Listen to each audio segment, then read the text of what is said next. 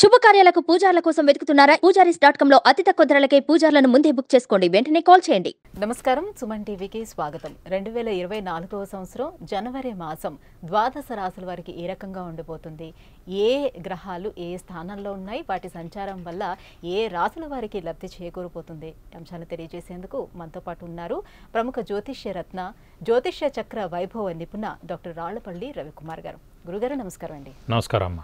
గురుగారు, ఈ 2024 సంవత్సరం ఈ జనవరి మాసం ద్వాదశ రాశుల వారికి ఏ రకంగా ఉండబోతుందో తెలియజేసే ముందు అసలు గ్రహాల స్థితిగతులు ఏ రకంగా ఉన్నాయో తెలియజేస్తారా? శరదిందు సమాకారే పరబ్రహ్మస్వరూపిణి వాసరాపీఠ నిలయే సరస్వతి నమోస్తుతే.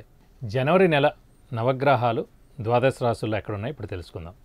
ముందుగా రవి మకర రాశిలో ఉంటారు. అలాగే కుజుడు వచ్చి మనకి ధనుసు రాశిలో ఉంటారు. రాహు యథావిధిగా మనకి మీన రాశిలో ఉన్నారు. అలాగే గురువు వచ్చి మనకి మేషరాశిలో ఉన్నారు. శని స్వస్థానమైన కుంభరాశిలో ఉన్నారు. అలాగే బుధుడు మనకి ధనుసు రాశిలో ఉన్నారు. కేతు మనకి కన్యా రాశిలో ఉన్నారు. ఇంకా శుక్రుడు వచ్చేసి మనకి వృశ్చిక రాశిలో ఉన్నారు. గురుగారు, ఈ 2024 సంవత్సరం జనవరి మాసం మీన రాశి వారికి ఎలా ఉండబోతుంది? గత సంవత్సరం 2023 నుంచి శని ప్రారంభమైంది మీన రాశి వారికి. మరి ఎలా ఉంటుంది, ఎటువంటి పరిహారాన్ని చేసుకోవాల్సి ఉంటుంది? తప్పకుండా అండి. మీన రాశి అనగానే మనకి పూర్వభాద్ర 4వ పాదం, ఉత్తరాభాద్ర 1, 2, 3, 4 పాదాలు, రేవతి 1, 2, 3, 4 పాదాలు. ఈ రాశి వారికి ఏలినాటి శని జనవరి 2023 నుంచి స్టార్ట్ అయింది. సో ఇప్పుడే ప్రారంభమైంది కాబట్టి ఈ సంవత్సరం అంత ఉద్ధృతి ఏమి ఉండదు. ఇంకోటి ఏంటంటే ముఖ్యంగా ద్వితీయ స్థానంలో గురువు ఉన్నాడు. మనం ఇందప్పుడు చెప్పుకున్న ద్వితీయ స్థానం అంటే కుటుంబ స్థానం, నేత్రస్థానం, వాక్స్థానం, ధనస్థానం. ధనానికి అంత ఇబ్బంది ఉండదు.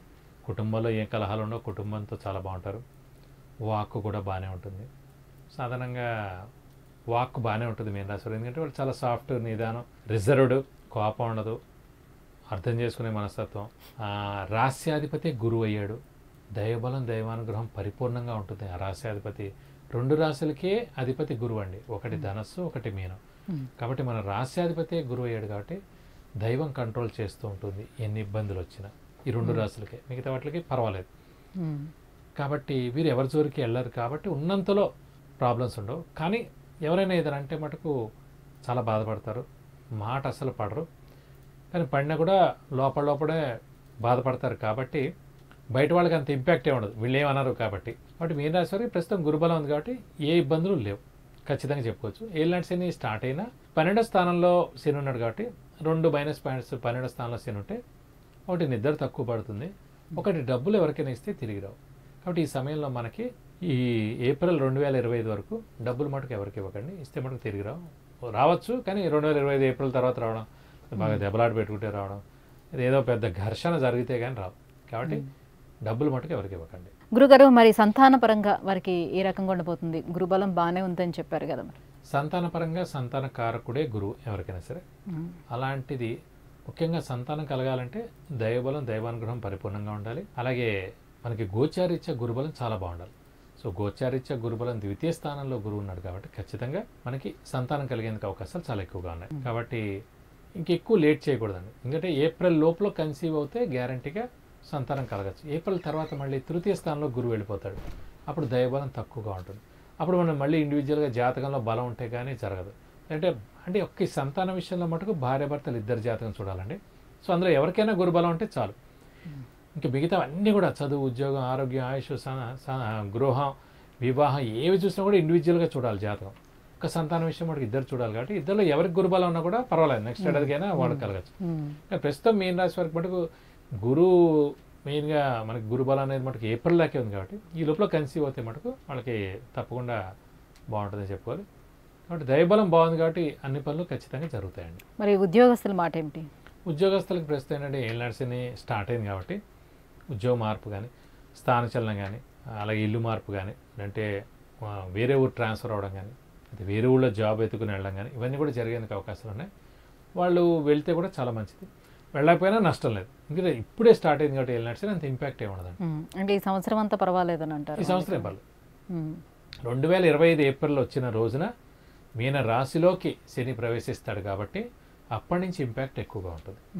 ఆ 5 years ఎక్కువగానే ఉంటుంది. ఎందుకంటే మళ్ళీ మీనంలో 2.5 కొంచెం ఇంపాక్ట్ ఉంటుంది. మేషంలో వచ్చినప్పుడు మేషంలో శని నీచలో ఉంటాడు కాబట్టి అప్పుడు ఇంకా ఎక్కువ ఇంపాక్ట్ ఉంటుంది.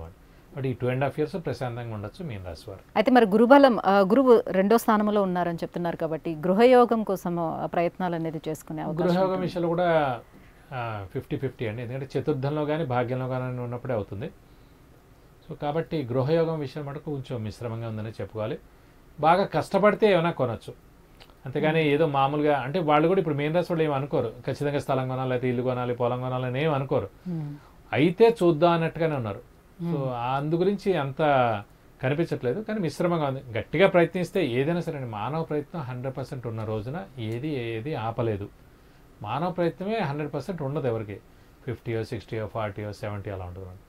100 ఉన్న రోజు ఖచ్చితంగా ఏ గ్రహాలు చెప్పకలే ఆటోమేటిక్గా అయిపోతాయి. మరి ఎటువంటి పరిహారాలను పాటించుకోవాల్సి ఉంటుంది? ప్రస్తుతం మీన రాశి వారికి శని ఒక్కటే వ్యయ స్థానంలో ఉన్నాడు కాబట్టి శనికి సంబంధించిన సేమ్ మళ్ళీ ప్రతి శనివారం ఉపవాసం ఉండడం, ఆంజనేయ స్వామిని ఎక్కువగా పూజించడం, వెంకటేశ్వర స్వామిని ఎక్కువగా పూజించడం, అలాగే వీలైతే ఒక శనివారం రోజున రక్తదానం చేయడం, వెంకటేశ్వర స్వామికి అయితే బుధవారం శనివారం వెళ్ళి 40 ప్రదక్షిణాలు చేయడం, అలాగే ఆంజనేయ స్వామికి అయితే కనుక మంగళవారం శనివారం వెళ్ళి 40 ప్రదక్షిణాలు చేయడం, సింధూర పూజ చేయించడం, అలాగే తమలపాకుల పూజ, అలాగే స్వామికి వడమాల సమర్పిస్తే కనుక ఎలాంటి దోషాలన్నా కూడా అన్ని తొలగిపోయి మీకు అన్ని విధాలా మంచి చేకూరుతుంది. గురుగారు, మీనరాశి వారికి జనవరి మాసం అంతా ఎలా ఉండబోతుందో తెలియజేసినందుకు ధన్యవాదాలు. నమస్కారం.